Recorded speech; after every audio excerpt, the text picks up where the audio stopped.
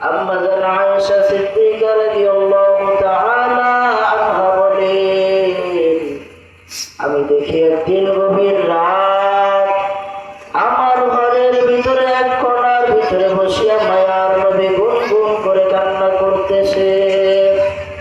আমি নবীর কাছে যাওয়ার পর জিজ্ঞাসা করলাম, ও নবী আমার, আপনি কেন কান্না করতেছেন? আমি আয়েশার দ্বারা কি আপনি কোনো কষ্ট পেয়েছেন এজন্য কান্না করতেছেন? নবী ডাক দিয়ে বলেন, আয়েশা, আমি তোমার দ্বারা কোনো কষ্ট পাই নাই। এবার আম্মা জান আয়েশা আবার বলতেছে, নবী আমার, হয়তো বাবার কথা মনে পড়ে গেছে, কারণ জন্মের পর বাবার কাছে পান নাই।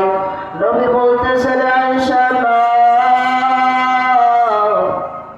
বাবার কথাও মনে পড়ে নাই। বলে, তাহলে কান্না করেন কেন?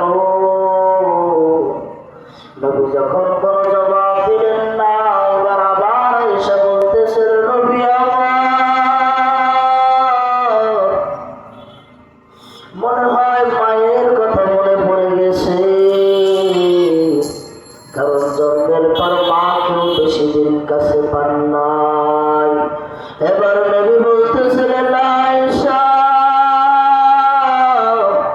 বাবার কথাও মনে পড়ে নাই, মায়ের কথাও মনে পড়ে নাই। বলে, তাহলে কান্না করেন কেন? নবী বলে, আমি কান্না করতেছি কারণ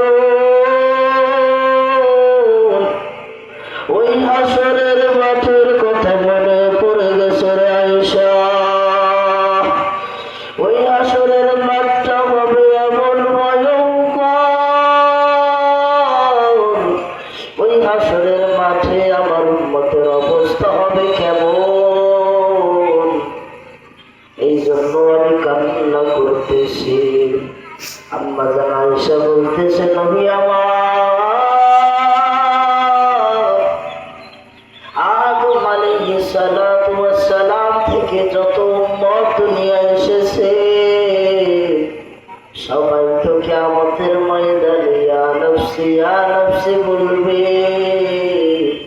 কিন্তু আপনি নবী তখন কি করবেন? নবী রেখে বলতেছে, আয়েশা,